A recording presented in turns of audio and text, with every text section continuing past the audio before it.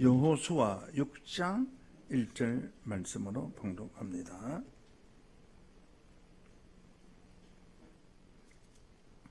이스라엘 자손들로 인하여 여리고는 굳게 닫혔고 출입하는 자 없더라. 3절입니다. 7절까지 보겠습니다. 너희 모든 군사는 성을 둘러 성 주위를 매일 한 번씩 돌되 엿새 동안 그리하라. 제사장 7은 7 양각 나팔을 잡고 언약궤 앞에서 행할 것이요 제7일에는 성을 7번 돌며 제사장들은 나팔을 불 것이며 제사장들이 양각 나팔을 길게 울려 불어서 그 나팔 소리가 너희에게 들릴 때에 백성은 다 큰 소리로 외쳐 부를 것이라. 그리하면 그 성벽이 무너져 내리리니 백성은 각기 앞으로 올라갈지니라 하시매 눈의 아들 여호수아가 제사장들을 불러서 그들에게 이르되 너희는 언약궤를 메고 7 제사장은 7 양각 나팔을 잡고 여호와의 궤 앞에서 행하라 하고 또 백성에게 이르되 나아가서 성을 둘러 무장한 자들이 여호와의 궤 앞에 행할지니라. 여호수아가 백성에게 이르기를 마침에 제사장들이 7 양각 나팔을 잡고 여호와 앞으로 진행하며 나팔을 불고 여호와의 언약궤는 그 뒤를 따르며 무장한 자들은 나팔을 부는 제사장들 앞에서 진행하며 후군은 궤 뒤에 행하고 제사장들은 나팔을 불며 행하더라.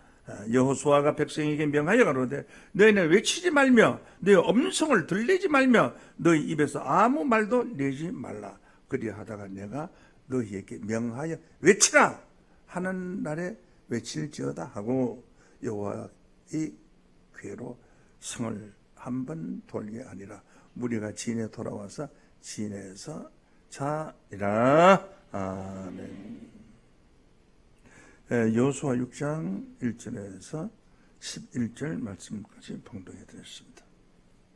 오늘 이 말씀을 통해서 여리고 성의 7 양각 나팔이라는 제목으로 말씀을 전합니다.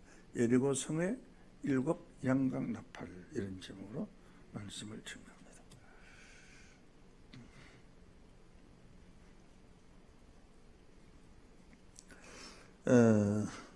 이 여리고 성의 7 양각 나팔의 무너짐은 마지막 때에 바벨성이 7 양각 나팔로 무너질 것을 예시한 그런 내용입니다. 예시라는 것은 예측해서 계시한 내용이다. 이렇게 말씀을 드릴 수 있습니다. 여호수아 4장 16절 말씀을 보면은 증거궤를 맨 제사장들을 명하여 요단에서 올라오게 하라 하신지라.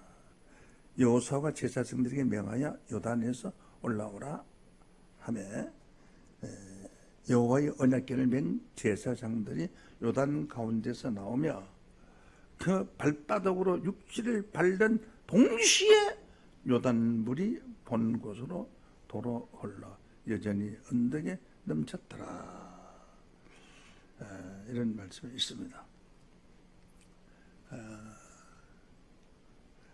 이때가 18절 말씀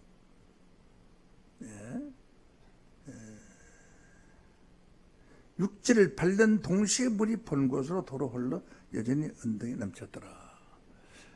이스라엘 백성들이 요단강을 건널 때 그 요단강이 겨울에는 여름철에는 가보니까 무릎 정도밖에 안 와요. 근데 이 물이 겨울철에 한 4월까지 봄철 정도까지 아주 물이 확 차오르죠. 그때는 우기예요. 겨울철이 우기고 여름철이 건기라고요. 그런데 그 요단 강물이 차고 넘쳐서 이제 언약궤를 앞세우고 요단강을 이스라엘 백성을 건너려고 생각을 하고 있었습니다. 발을 요단강물에 닿는 동시에 흘러든 물이 둘둘 말려서 이렇게 쌓이고 밑에 있는 물은 흘러가 버리고, 그래서 마치 이스라엘 백성들이 홍해를 육지같이 걷는 것과 같이 여호수아가 인도하는 이스라엘 백성들은 요단강을 건너간 것입니다. 언약궤를 맨 제사장들이 요단 가운데서 나오고 그 발바닥으로 육지를 밟는 동시에 나와서 육지 땅을 밟는 동시에 물이 보는 곳으로 흘러가고 쌓였던 물이 다시 싹 내려가서 꽉 차게 흘러 내려갔어요. 이것은 마치 만화책이나 볼 수 있는 그런 기적이 실상으로 일어난 것입니다. 이것은 무엇을 의미하느냐? 하나님이 이스라엘 백성을 구원하기로 작정을 하고 또한 구원이 보장된 자들이었기 때문입니다. 그래서 그러한 인간으로서는 자연을 인간의 힘으로는 제어할 수가 없어요. 그러는 강물을 중단시킬 수가 있을 자는 아무도 없습니다. 다만 성경에만 나와 있을 뿐이에요.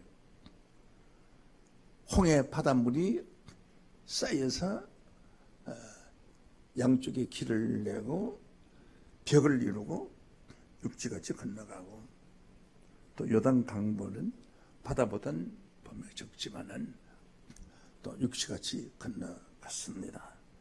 그래서 땅을 밟는 동시에 물이 다시 흘러서 본래와 같이 흘러갔다. 참 대단한, 사람으로서는 상상할 수 없는, 인정하기도 힘든 그런 기적의 말씀이었던 것입니다.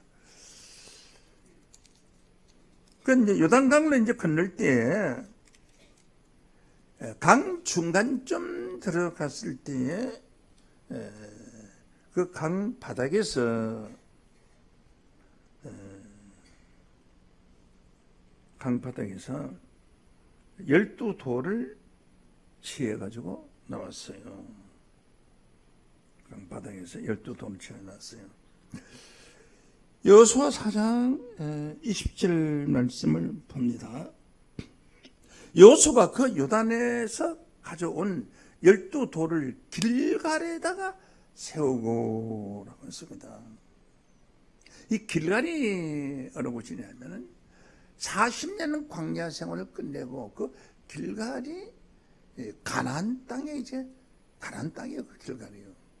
가나안 땅과 경계에 해당되는 40년 광야 생활과 경계에 해당되는 그 가나안 땅에다가 12돌을 길갈에 세우고 이스라엘 자손들에게 일러 가로되 후일에 너희 자손이 그 아비에게 묻기를 이 돌들은 무슨 뜻이냐 하거든 너희 자손에게 알게 하여 이르기를 이스라엘이 마른 땅을 밟고 요단을 건넜습니다 하는 표적으로 보여주시는 것이다. 이렇게 말씀을 드릴 수가 있습니다.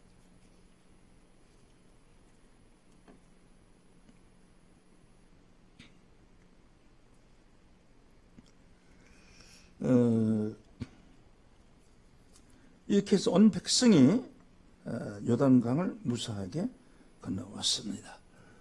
우리 찬송 부를 때 며칠로 요단강 건너가 만나리라는 거, 요단강이라는 거, 그것이 천국의 노정입니다. 출애굽 시작해서 요단강까지, 요단강을 건너면 바로 가나안 땅이거든요. 그게 노정이에요. 실제로 성지순례하면서 요단강을 건너서 가나안 땅에 들어가 봤습니다만은 이것이 하나의 노정을 비유하는 것이다.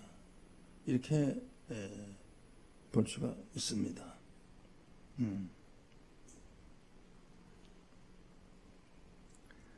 자, 이제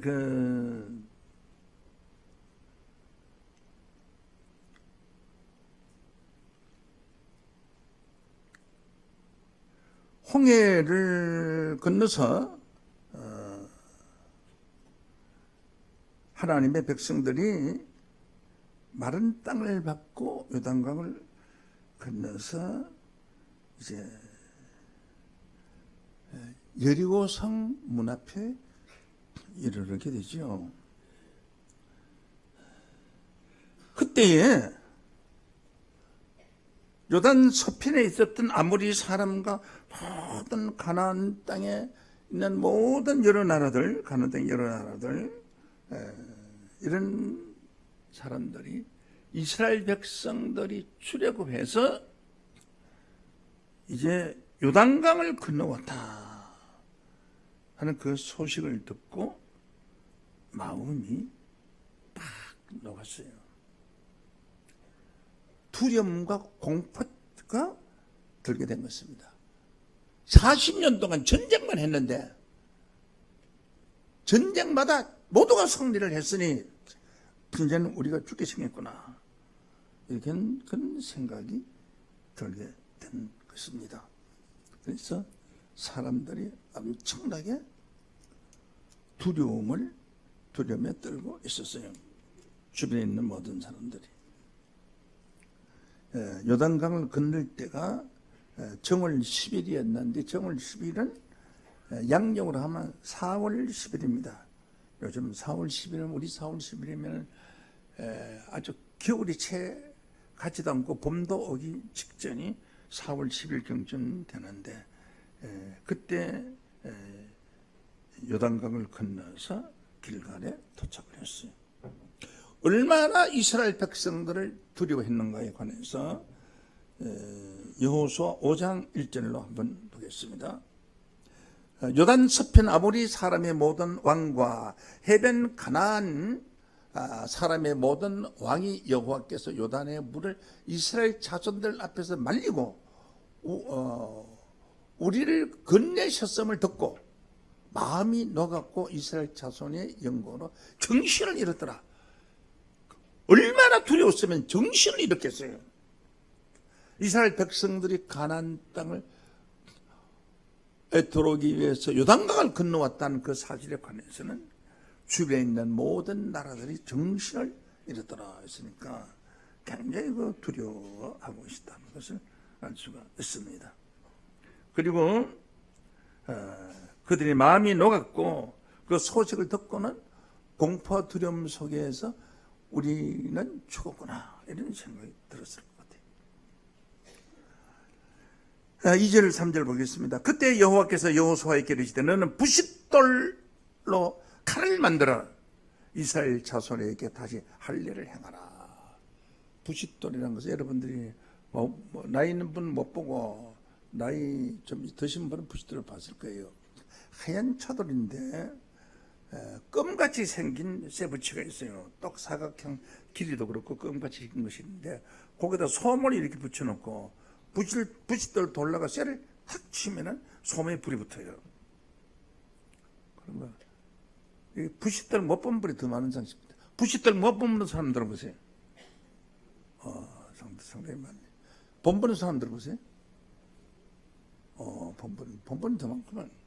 손 안 든 사람이 손 무거워서 손을 못 든 사람이 있고 그래서 그런 것 같아요.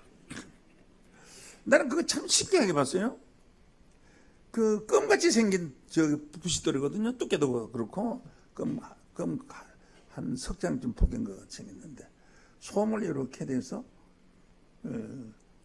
부싯돌 위에다 솜 얹어놓고 이렇게 부싯돌 탁 치면은 불이 팍, 그 돌이 굉장히 차돌인데 하얀 차돌 같은 거예요.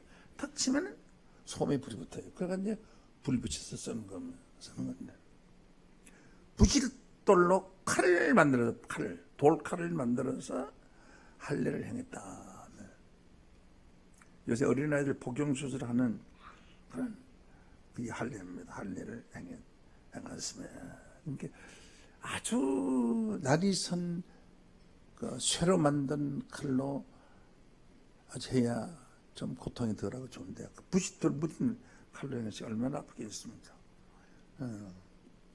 다시 할례를 행하며 여호수아가 부싯돌 칼을 만들어서 할례산에서 이스라엘 자손들에게 할례를 하여. 왜 할례산이라고 했느냐 하면 할례산이 있는 것이야. 너무나 사람들이 많잖아요. 산을 확 덮었어요, 사람들이요. 그렇게 많은 사람이 그 이스라엘 백성들이 출애굽하기서부터 40년 동안 할례를 하지 않았어요. 40년 동안 할례를 하지 않았으니까 얼마나 할례 받을 사람이 많겠어요. 그러니까 한 살부터 한 40세까지는 몽땅 그지 다죠. 그러니까 엄청난 오다가 사람들이 그진 다 죽고 장정 60만 명이 나이 들어서 병들어 다 죽고 그래서 살아남은 사람이 어린애들 커가지고 걔들이 이제 출애굽해서 나와서 광야에서 나온 애들이 그래서 그 걔들이 가나안 땅에 들어온 거예요. 그래서 그 애굽의 우상 숭배와 우상 숭배 생활을 하면서 그 배웠던 모든 애굽의 사역을 싹 잘라버리는 거예요. 애굽에 있었던 그런 역사적인 사실이라든지 이스라엘의 고통받았던 사실이라든지 그런 하나님을 외면당했던 사실이라든지 이런 것이 그런 어른들이 다 죽어버렸어요. 그래서 할례산이라는 것은 너무나 할례 받는 사람이 많으니까 한 번에 40년만 할례라니까 그래서 할례산이라 이렇게 말했습니다. 할례를 행하리라. 4절 5절 보겠습니다. 여호수아가 할례를 시행한 까닭은 이것이니 애굽에서 나온 모든 백성 중 남자 곧 모든 군사가 애굽에서 나온 후 광야 노중에서 죽었는데 그 나온 백성은 다 할례를 받았으나 오직 애굽에서 나온 후 광야 노중에서 난 자는 할례를 받지 못하였습니다. 6절 봅니다. 이스라엘 자손들이 여호와의 말씀을 청정치 아니함으로 여호와께서 그들에게 대하여 맹세하사 그들이 열조에게 맹세하여. 열조란 것은 죽은 조상들, 조상들이 출애굽할 때 살아 있었던 자들이죠. 그러나 세월이 많이 흐르니까 40년 지난 동안에 나이 들어서 죽고 병들어서 죽고 율법 범해서 죽고 이리 죽고 저리 죽고 하다 보니까 다 죽어버렸어요. 그들은 그 젖과 꿀이 흐르는 땅을 그들로 보지 못하게 하리라 하시매. 애굽에서 나온 족속 곧 군사들이 다 멸절하기까지. 참 슬픈 얘기예요. 40년 동안 광야를 향했어요.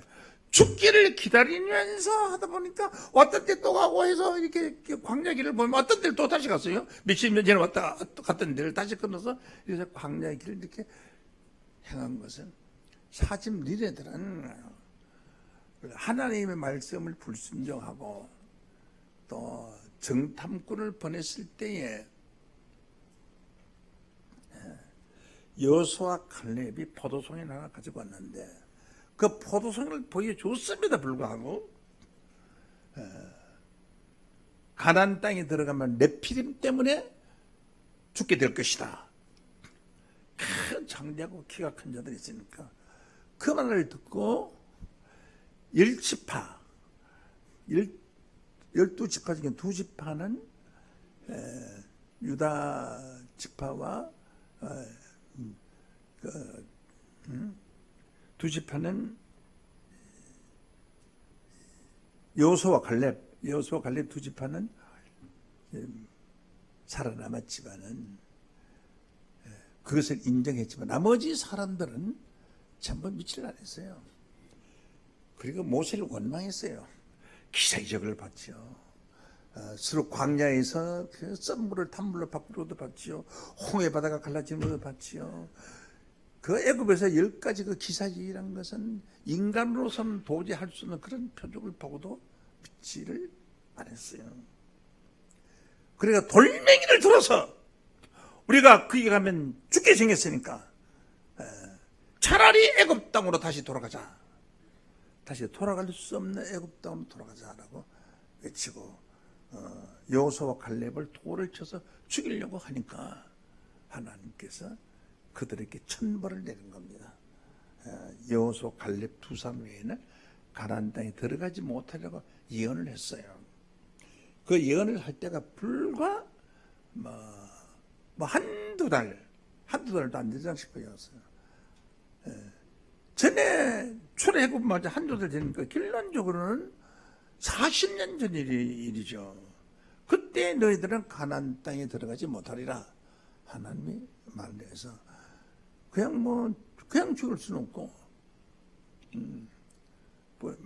말씀을 지키고 잘난 착하게 아무리 살아도 착하게 산다고 할지라도 다음부터 여호수아와 갈렙 두 사람만 들어간다고 말을 했기 때문에 그 말이 이루어야 되잖아. 그래서 죽기까지 이렇게 꼬불꼬불하게 돌아다니 뱀 모양으로 꼬불꼬불하게 이렇게 돌아다니 죽기로 작정된 자들.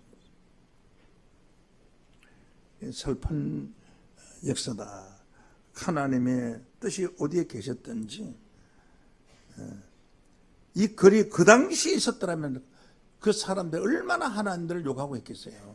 우리 가나안 땅에 들어보지도 못할 것을 이렇게 광야에서 죽게 만들었구나 할까 모르겠어요. 지금 우리가 그 역사가 다 지나고 난 뒤에 4천년이 지나서 우리가 오늘 이런 말씀을 하지만은 그 당시 사람들이 알았더라면 얼마나 마음이 아팠겠느냐 하는 것입니다. 멸절되기까지 40년을 기다렸다. 7절에서 9절까지 봅니다. 그들이 대를 잇게 하신 자손에게 여호수아가 할례를 행하였으니 그 죽은 자들의 조상들의 죄, 열조의 죄를 1절은 죽은 조상들의 할아버지의 고조 할아버지의 증조 할아버지만 크게 할아버지 전부 열조죠. 많은 열조. 열조의 조상들이 그 대를 잇게 하신 자손의 여호수아가 할례를 행하여 기르에서는 그들에게 할례를 행치 못하였으므로 할례 없는 자가 되었던 것입니다. 8절입니다. 온 백성에게 할례 행하기를 마침에 백성이 진중이라는 것은 이스라엘 백성이 모여서 전쟁할 때 진을 치듯이 진을 치고 있는 천막을 깔아놓고 거기서 잠자리 초소를 만들어 놓은 그 넓은 땅 초소에서 낫기를 기다릴 때 할례 받은 것이 낫기를 기다릴 때 온 백성이 여호와께서 여호수아에게 이르시되 내가 오늘날 애굽의 수치를 네게서 굴러가게 하였다 하셨으므로 그곳의 이름을 오늘날까지 길갈이라 하였다. 길갈은 수치가 물러갔다. 수치가 물러갔다. 조상들의 그 모든 죄가 다 물러갔다. 그 죄를 물 필요가 없어요. 묻지 않았다 이거죠. 다 죄가 굴러갔기 때문에 그 광야에서 고생은 했지만은 하나님이 그들의 죄를 다 굴러보내서 그 영혼들이 구원받을 수 있는 길을 열어주지 않았느냐 이렇게 생각을 합니다. 그래서 이름을 길갈이라고 하면 길갈. 수치가 굴러갔다. 여호수아 5장 9절 여호와께서 여호수아에게 이르시되 내가 오늘날 애굽에서 수치를 너희에게 굴러가게 하였다 하셨으면 그곳의 이름을 오늘날까지 길갈이라 하더라. 10절을 11절을 봅니다. 이스라엘 자손들이 길갈에서 진쳤고 그달 14일 저녁에는 여리고 평지에서 유월절을 지켰고 그달 14일이 6월절이 4월 14일이거든요. 그 달은 정월 14일이에요. 정월 14일. 이스라엘 연력으로는 정월 14일이고 오늘날 양력으로 계산할 때 4월 14일입니다. 4월 14일. 14일에 저녁에는 여리고 평지에서 6월절. 이스라엘은 날짜의 시작이 저녁부터예요. 우리는 시작이 밤중 12시부터 시작되잖아요. 새날이. 이스라엘은 저녁부터 시작이 돼서 다음날 저녁까지 6월절을 지켜. 이 6월절도 그동안에 지킬 수가 없었어요. 40년 동안. 그래서 6월절을 지키게 됐고요. 지켰고 6월절 이튿날에 그 다음 날인가 4월 15일이죠. 그 땅 소산을 먹되 가나안 땅의 소산 그들이 무교병과 볶은 곡식을 먹었으니 무교병은 무엇입니까? 누르고 없는 떡과 곡식 볶은 것을 먹었다는 것이죠. 이건 바로 가나안 땅의 곡식입니다. 가나안 땅의 음식을 처음으로 먹은 거예요. 4월 15일 날 먹은 거예요. 먹었더니 그 땅의 소산을 먹은 다음 날에 만나가 그쳤으니 다음 날이 그쳤으니까 4월 16일 날 만나가 그쳤어요. 40년 동안 내리던 만나가 다 그쳐버렸어요. 이제 만나가 안 내리니까 가나안 땅의 곡식을 먹어라.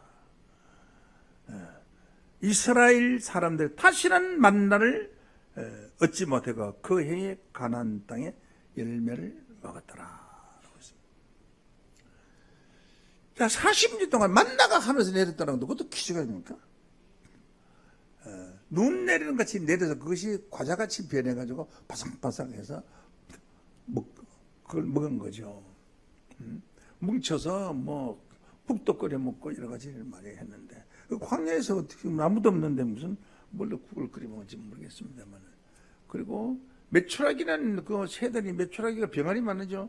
작은 중딱 정도 되는데 메추라기가 어디에서 날라오면 수많은 그 메추라기 날라와서 땅으로 두루룩 떨어지고 다 죽었어요. 석수가 이렇게 쌓인 고기를 시큰 먹던 그것도 메추라기가 내리는 것도 전부 다 그쳤어요. 그래서 결론은 광야의 음식과 가나안 땅 음식이 다르다 이 말이에요. 음식이 다르다.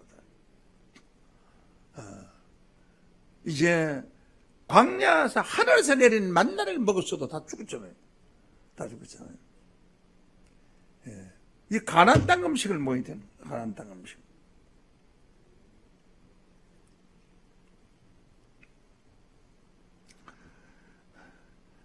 그래서 이제 가나안 땅에 와서 바로 첫 닿는 것이 바로 뭐냐 하면 여리고성이라고요. 여리고성.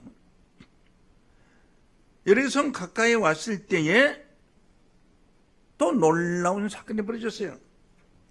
여호수아 5장 13절로 보면은 15절 여호수아가 여리고에 가까이 왔을 때 눈을 들어본 적 한 사람이 칼을 빼어들고 마주 섰는데 키가 큰 사람이 장기 이런 사람이 칼을 쫙 빼들고 큰 칼을 들고 빼들고 섰는데 여호수아가 깜짝 놀라서 나가서 그렇게 못해 너는 네가 누구냐 묻시다는 거야. 너는 우리 편이나 우리의 대적의 편이냐? 너는 우리를 위하느냐 대적을 위하느냐? 우선 급하니까 그부터 알아봐야 돼. 적군인지 아군인지부터 알아야 되죠. 그런데 나는 여호와의 군대 장관이라 하나님의 보낸 군대 장관이라. 어느 날 여호수아가 땅에 엎드려 절하고 그러되 나의 주여 좋은께 무슨 말씀을 하시려나이까 라고 하니까 여호와의 군대 장관이 여호수아에게 말하기를 네 발에 신을 벗어라. 네가 선 것은 거룩하니라. 여호와가 그대로 하니라.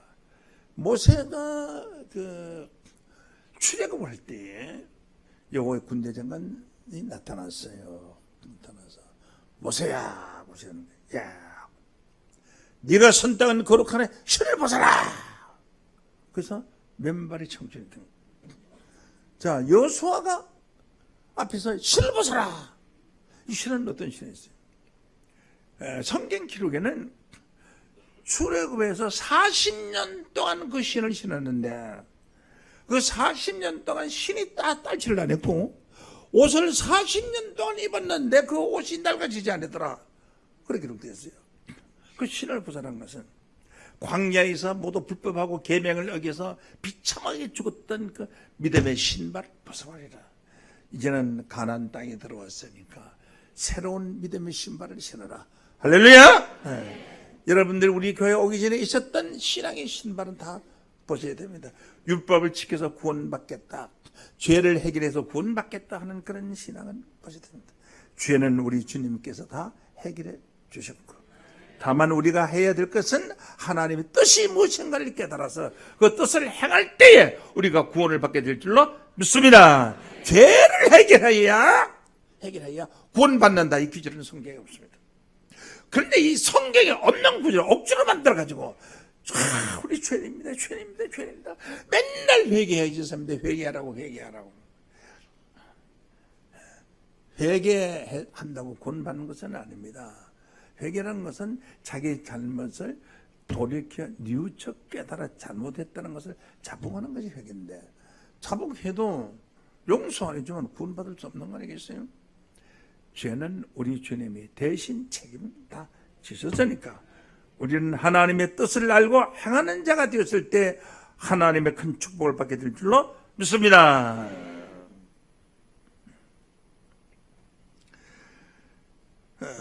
그래서 그 여호수아 앞에 나타난 그 군대 장관이, 그거는 실상의 사람이 아니고 실제 사람 같은 사람이 나타났지만은 실상은 영상으로 나타난 소신이었어요. 소신이 나타난 거예요. 나타나서 말을 합니다. 그래서 오늘 본문 말씀 여호수아 6장 1절로 되겠습니다. 이스라엘 자손들로 인하여 여리고는 굳게 닫혔고 출입하는 자가 없더라. 여호와께서 여호수아에게 이르시되, 보라, 내가 여리고와 왕과 용사들과 네 손에 붙였으니, 그 주변에 있는 모든 왕들을 다 네 손에 붙였으니 너희 모든 군사는 성을 둘러 성 주위를 매일 한 번씩 돌되 6일 동안 그리하라. 동서고금을 통해서, 옛날이나 지금이나 동고금을 통해서 난공불락, 사람으로서는 점령할 수 없는 그런 난공불락의 성을 무너뜨릴 때는 무기 없이 무너뜨린 적은 한 번도 없습니다. 어떤 역사책에도 없고 만화책에도 없어요. 그런데 하늘 군대 장군이 와서 말하기를 7일 동안 양강나팔을 불러. 양강나팔이라는 것은 양뿔, 양뿔각, 양뿔을 잘라가지고 요렇게 꼬부라게 생깁니다. 오늘 설교할 줄 알았으면 양강나팔 가져오는 건데, 그 양강나팔이 이제 요 조그만, 보통 양은 이렇게 한 2뼘 정도밖에 안 되면 소리가 삐 소리밖에 안 나요. 그런데 큰 양이 있어야죠. 소만한 양이 큰 양이 이렇게 큰 양이 이렇게 들어, 큰 양이 소리 빼면 뿡 소리가 난다고요. 뿡 소리가 나요.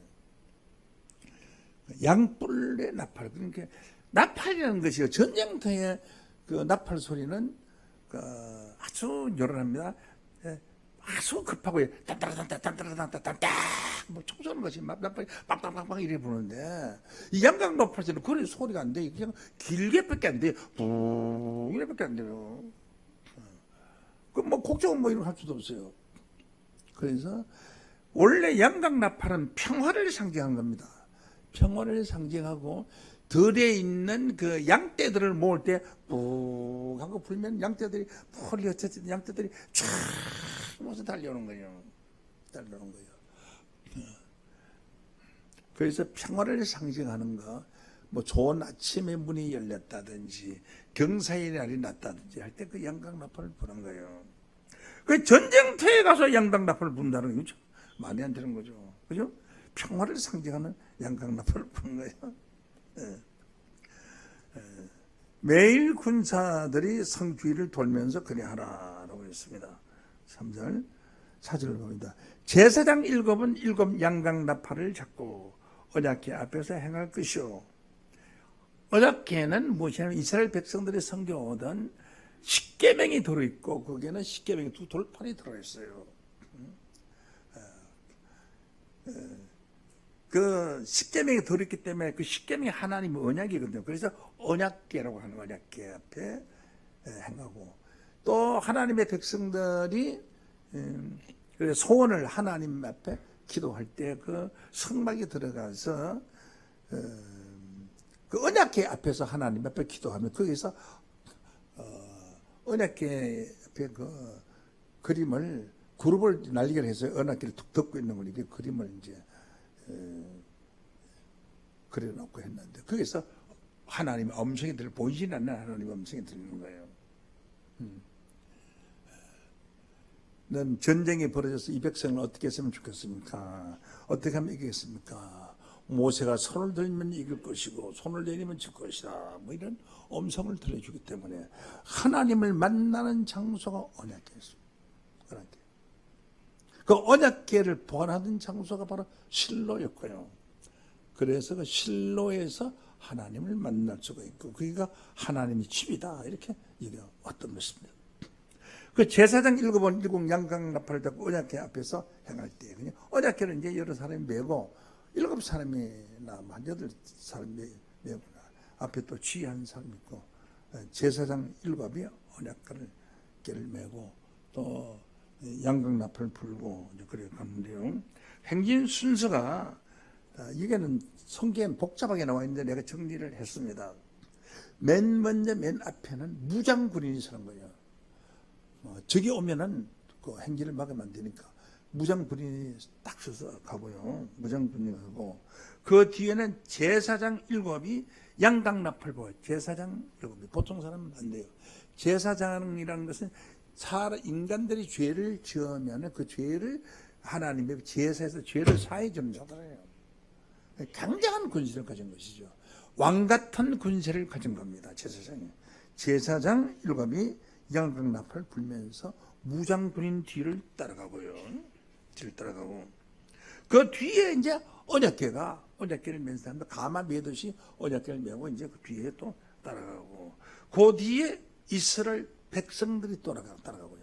쫙 따라가고 그 다음에 이스라엘 백성들을 보호하기 위해서 뒤에 또 무장군인들이 또 있어요. 무장군인들이 또 이쪽 따라갑니다. 그 무장군인 뒤에 또 누가 나가냐면 뒤에 또 제사장들이 양강나팔을 불면서 따라가요. 그러니까 양강나팔이 이제 앞뒤에 있고 무장군인들이 또 앞뒤에 있고 거기 이제 이스라엘 백성을 보호하는 그 가운데서 이제 그래요. 그래서 성을 하루에 한 바퀴씩 도는데 그 이스라엘 백성들과 그 수많은 그 군인들, 이런 무장군인들, 그 행렬이 대단하지 않겠어요? 아마 서울시 한 바퀴 돌 수 있는 그런 행렬이 아닌가 그렇게 생각을 합니다. 그런 큰 행렬이 가는 것입니다. 원래 그 전쟁을 할 때는 이스라엘 전쟁법이 어떠냐 하면 본래 전쟁법은 에스겔 4장 2절에 나와 있는데 한 번씩 봐요. 전쟁법을 보면은 그 성읍을 에워싸야 돼요. 일단 성을 에워싸야 돼요. 성을 에워싸면은 그 성에서 지배하는 넓은 땅, 그 성 밖에 있는 넓은 땅덩이에 사는 백성들을 다 지배하는 거예요. 그 성을 싸면은 성을 에워싸서 성주를 잡아서 항복을 받으면 그게 궁전이 마찬가지. 한 지역의 궁전이 마찬가지. 그 성읍 주민들을 다 순종하는 그 주민들한테 세금을 다 받을 수 있어요. 다 받을 수 주민들이 다 순종하는 성읍을 잡아놔서 그래서 성만 빼앗으면 백성들은 뭐 무슨 빼앗거나 뭐 할 필요 없어요. 그냥 자동으로 백성은 따라오는 거예요. 따라오는 거예요.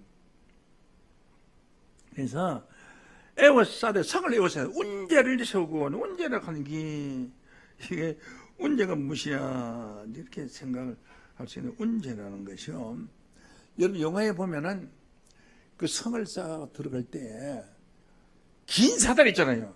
한 3층 높이 4층 높이 되는 긴 사다리를 만들어 가지고 그 성에다 씌워놓고 그렇게 올라가서 아주 불리하죠. 그럼 올라오면 막 물을 펄펄 끓이다가 올라오는 것들은 물에 부어버리고 오히려 돌멩이 그냥 던져버리고 나무 토막 가지고 큰 거 가서 던져버리고 막 그러니까 아주 공격하는 쪽이 아주 불리하죠. 수비가 훨씬 유리하죠. 예. 그 운제를 세우고 하는 것은 큰 사다리를 놓고 운제를 세우고 토돈을 쌓고 토돈이라는 것은 멀리서 이제 활을 쏘야 되는데 너무 밑에서 활을 쏠 수가 없죠. 그래서 헐걸 갖다가 막 병사들 갖다가 큰 저 언덕을 만들어요. 언덕을 만들어서 언덕 위에 올라가서 엎드려가 여러 가지 활을 탁 쏘는 거예요. 저기 성을 지키는 사람들, 성에 있는 망대를 지키고 있는 사람들 활을 쏘는 거예요. 그래서 거리를 적당히 잘 맞춰서 운제를 밤에 막 쏘는 거예요. 건방 가장 가까운 데에 모래나 시냇가에 가서 있는 헐걸 파자 하면 무겁고 힘드니까 모래를 받아가서 운제를 세우고 헐걸 만든 토돈을 쌓고 진을 치고 하는 군대를 들러 세우고 진을 치고 공성태를 세우고, 공성태는 그 성이나 문을 대려 부시는 무게예요. 성벽을 무너뜨려야 그 쳐들어가기 제일 좋거든요. 성벽을 무너뜨려 공성태예요. 공성태를 둘러세우고 이렇게 전쟁을 하는 것이 원칙인데, 그 그런 전쟁법이 아니고 그냥 나팔만 평화에 나팔만 불면서 하루에 한 바퀴씩 이렇게 도는 거예요. 성 한 바퀴 나팔만 불고 도는 거예요. 한 바퀴씩 도는 거예요. 그리고 전쟁에는 피냄새가 나고요. 피냄새가 돌게 마련이고요. 그 다음에 긴장이 아주 돌게 마련인데, 그 성을 나팔 불고 한 바퀴 도니까 성산 요렇게 내려도 울러가요. 저들 봐라. 매일 한 바퀴씩 도네. 재밌는 뭐지? 매일 도는구만. 근데 7째 날에는 7바퀴를 도. 오늘 2바퀴 도네? 오늘 3바퀴 도네? 4바퀴 돌고, 5바퀴 돌고, 6바퀴 돌고, 7바퀴 돌게 막 도니까 이제는 그때는 이제 공포 두려움인데, 야, 오늘 무슨 일이 생기겠구나. 오늘 일이 생겼구나. 공포 두려움 속에서 있게 되는 겁니다. 그때에 뭐라고? 이스라엘 백성들에게 함구령을 내렸어요. 아무 말을 하지 말아요. 전부가 벙어리가 다 되라. 온 백성이.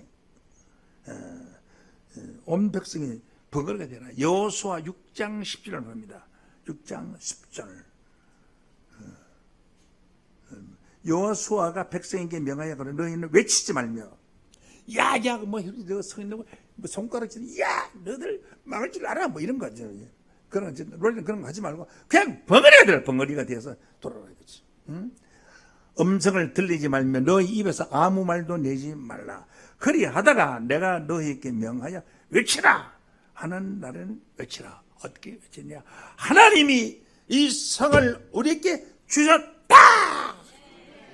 이게 그 60만 명이 아니라 한 200만 명 되는 사람이 똑같은 음성으로, 똑같은 한 마음, 일심의 마음, 일심, 한 마음이 돼야 돼요. 한 마음으로 하나님이 이 성을 우리에게 주셨다 하면 주셨다라고 하는데, 그때 어떻게 하냐? 나팔을 길게 쫙 뿌려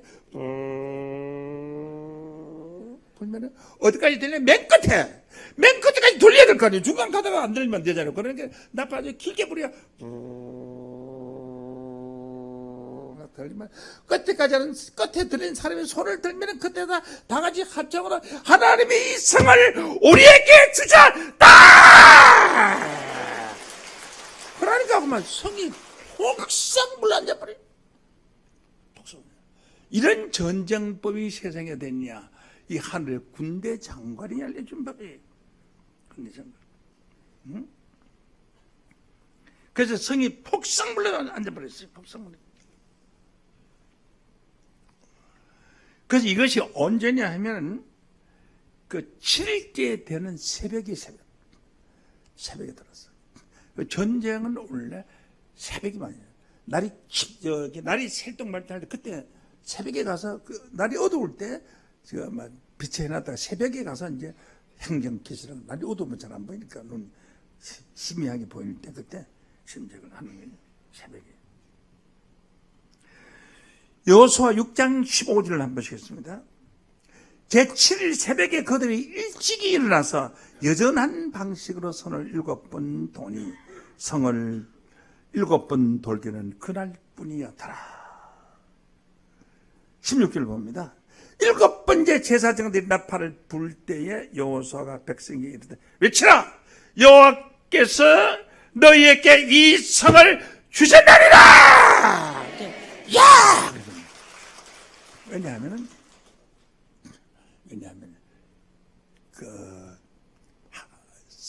이 성을 우리에게 주셨다라고 할 때 그 하나님의 말씀, 그 성이 무너질 것을 믿는 길을 모는 거예요. 길을 모는데, 자범이 섞이면은 누룩 섞인 말이 돼요. 가다가 뭐 친구에게 사람이 그러잖아요. 뭐 아마 여러분들, 제가 뭐 우리 교회 한 바퀴 돌냐 한 일을 하지 말라 그래도 누가 옆에 또 뭐 이야기할 사람 틀림없이 있다가 누가 있어.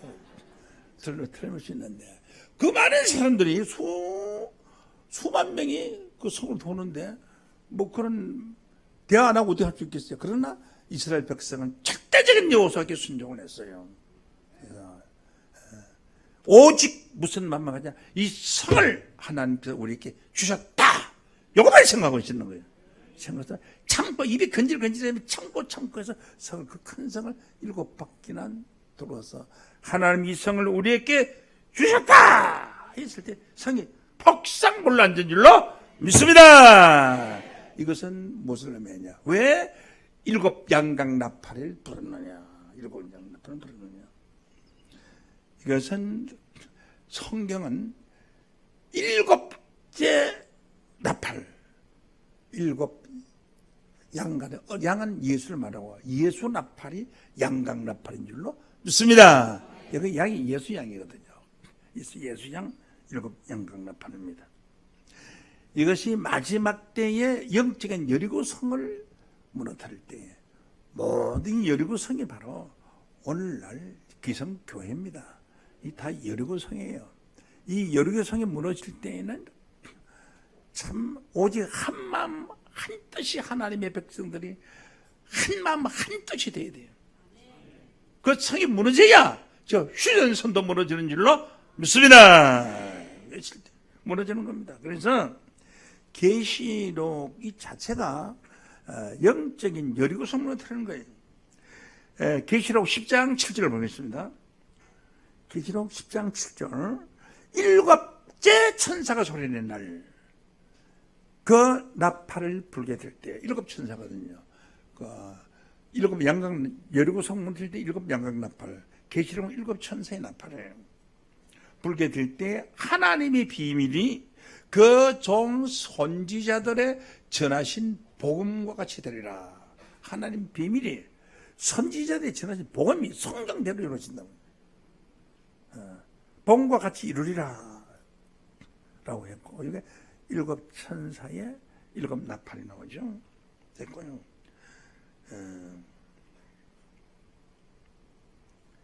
계시록 10장 8절에서 11절까지.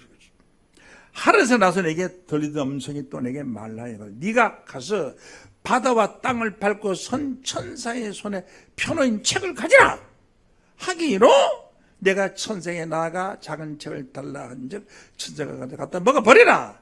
네 배에서는 꿀같이 다나 네 입에서는 꿀같이 다나 배에서는 썩게 되리라. 하거늘 내가 천사의 손으로 작은 책을 갖다 먹어버리니 내 입에는 꿀같이 달아 먹은 후에는 배에서 썩게 되더라. 할렐루야. 그래서 이 정말의 이 복음은, 나팔의 복음은 작은 책의 복음이에요. 이것이 내 백성에게 다시 예언되어야 하리라 하는 말씀인 것입니다. 저가 내게 말하여 네가 많은 백성과 나라와 방언과 임금에게 다시 예언하여야 하리라. 지금 예언되어 있는 이 말씀을 가지고는 계시록을 알 수가 없어요. 작은 책을 받아서 그 작은 책의 말씀을 들어야 다시, 그 말씀 책에 다시 예언된 말씀을 들어야 하나님의 백성들이 구원받을 줄로 믿습니다. 이 복음의 나팔이 종말의 7 양각 나팔이에요. 다시 말하면 다시 예언된 작은 책의 복음. 종말의 아버지 하나님께서 7 목자를 세워서 7 양각 나팔을 불게 되었다는 사실을 깨우침 받기를 원합니다. 고린도전서 15장 51절 말씀으로 보면은, 보라 내가 너희에게 비밀을 말하노니 우리가 다 잠잘 것이 아니여 마지막 나팔에 순식간에 호련히 변하리. 마지막 나팔이 7째 나팔이, 마지막 나팔을 불 때 순식간에 0.1초 만에 그냥 홀짝 변화를 하리니, 나팔 소리가 나매 죽은 자들이 썩지 아니할 것으로 다시 살고 우리도 변화하리라. 이 썩을 것이 불과불 썩지 아니함을 입겠고, 이런 육체가 구원받을 수가 없어요. 이 육체가 썩지 아니할 몸, 죽을 것이 죽지 아니함을 입으려다, 아니함을 입으려다 죽을 몸이 죽지 아니할 몸으로, 썩을 몸이 썩지 아니할 몸으로 호련 변화를 받는 겁니다. 변화를 받게 되는 우리가 영생할 수가 없어요. 마지막 제7째 나팔, 마지막 나팔은 작은 책의 말씀 중에서 제일 마지막으로 증거를 주는 숨겨뒀던 최고의 마지막 나팔이에요. 그 나팔.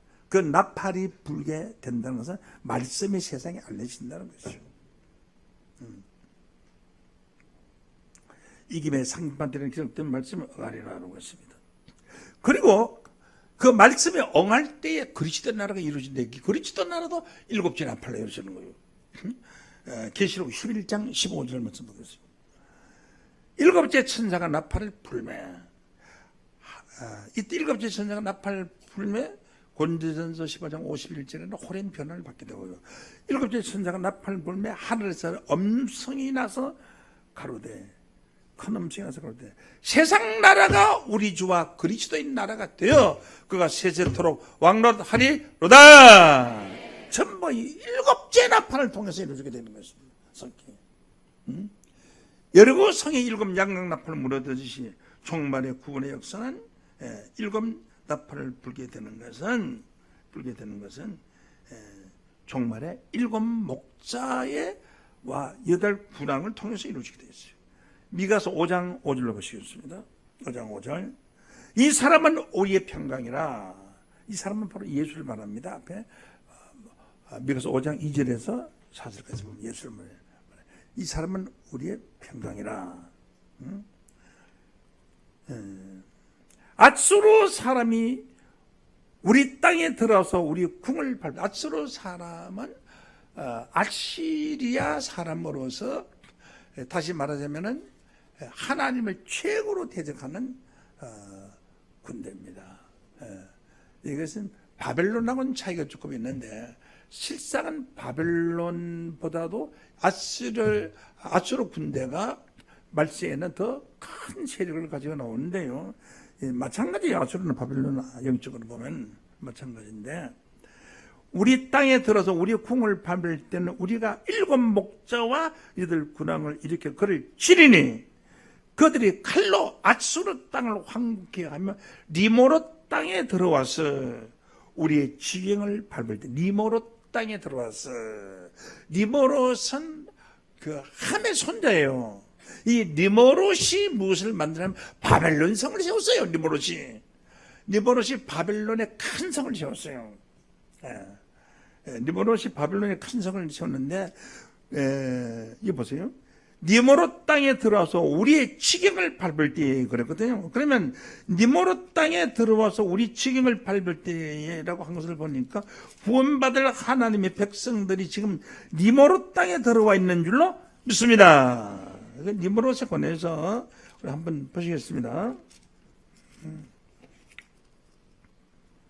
이 성경은요, 전체가 다 연결되어 있어요. 전체가 다. 네. 전체가 다 연결되어 있어요. 창세기 10장 7절로부터 봅니다. 10장 7절. 구스의 아들은 스바와 하일라와 삽다와 라마와 삽득이하여, 라마의 아들은 스바와 드단이며 구스가 또 리므롯을 낳았으니 그는 세상의 영걸이라 유명한 사람이었다. 이름 있는 거물이었다는 거예요. 영걸이라. 그가 여호와 앞에서 특이한 사냥꾼이 되었으면 활을 쫙 쏘아요. 백발백중이요. 속담에 이르기를 아무도 여호와 앞에서 리모롯 같은 특이한 사냥꾼이 없더라더라. 그는 백발백중이 공기 날아가는 새도 그냥 맞아 뚝뚝 떨어지는 하더라. 그의 나라는 신할 땅이 바벨론 쌓던 것이, 신할 땅, 바벨론 탑 쌓던 것이 신할 땅에, 리모롯이 신할 땅에 세웠어. 신할 땅, 바벨과 에렉과 악각과 갈레에서 시작되었으며, 그러니까 그 하면 4가지 성읍이죠. 그가 그 땅에서 아수르로 나아가는 니느웨와 르호보딜과 갈라와 아수르 땅이 나가는 거죠. 니느웨와 갈라 사이에 레센이라는 큰 성이 있는데 이것이 바벨 성이에요. 건축하였으며 라고 했죠. 자, 그럼 여기서 무엇을 알아야 되냐면, 우리 본문 말씀에 보게 되면은 리모롯 곧 아수르 땅이라고. 리모롯 곧 아수르 땅. 미가서 5장 5절 다시 보시겠습니다. 5장 5절. 이 사람은 우리의 평강이 들어가서 아수르 사람이 우리 땅에 들어와서 우리의 궁을 밟을 때 우리가 7 목자와 8 군왕을 일으켜서 그를 치리니 그들이 칼로 앗수르 땅을 황무케 하며 리모로 땅에 들어와서 우리의 지경을 밟을 것이니, 리모로 땅에 들어와서 우리의 지경을 밟는 것은 우리가 구원받을 사람들이 지금 리모로 땅에 와 있다는 거예요. 리모로 땅에 있어요. 바벨, 하나님의 바벨 성을 쌓았던 아주 활잘 쏘는 활량, 다시 말하자면은 마왕의 땅에 가서 밟을 때, 그가 우리를 그들에게서 건져내 줄 것이라. 7 목자와 8 군왕이 그 앗수르와 리모르소를 몰아내고 하나님의 거룩한 백성들을 구원하여 주실 것이라. 이 사람은 우리의 평강이라. 그 군대 대장은, 이 사람은 미가서 5장 2절부터 예수예요. 한번 볼까요? 미가서 5장. 베들레헴 에브라다에 너는 유다 족속 중에 작을지라도 이스라엘 다스릴 자가 네게서 나올 것이라. 그의 근본은 상고의 태초니라. 옛날부터 입이 정해진 태초에부터 예수가 올 것을 작정했다는 거예요. 그러므로 임산한 여인이 해산하기까지 그들을 붙여 두시겠고, 그 후에는 그 형제 남은 자가 이스라엘 자손에게 돌아오리라. 남은 자가 로마서 9장 27절, 남은 자만 구원받는다는 말씀 마찬가지죠. 남은 자들은 돌아오리라. 4절에 그가 여호와의 능력과, 그는 바로 베들레헴에서 성탄한 예수를 말합니다. 그가 능력과 하나님 여호와의 이름의 위엄을 의지하고 있어서 그 떼에게 먹여서, 양떼들에게 먹여서 그들로 안연히 거하게 할 것이라. 안연히 그가 창대케 하여 땅끝까지 미치리로다. 그리스도의 복음이 세상 땅끝까지 다 미치리로다. 이 사람은, 세상 땅끝까지 미치는 이 사람은 우리의 평강이라. 평강이 들어가죠. 앗수르 사람이 우리 땅에 들어와서 우리 국문을 밟을 때는 7 목자와, 그가 7 목자와 8 군왕을 일으켜서 그들을 쳐서 바로 영적인 바벨성 여리고성을 7 양강나풀로 몰아탈 때에 영적인 가나안 땅에 다 들어가는 존귀한 자가 되시기를 예수 이름으로 간절히 축원합니다. 감사합니다. 이 시간 말씀하시겠습니다.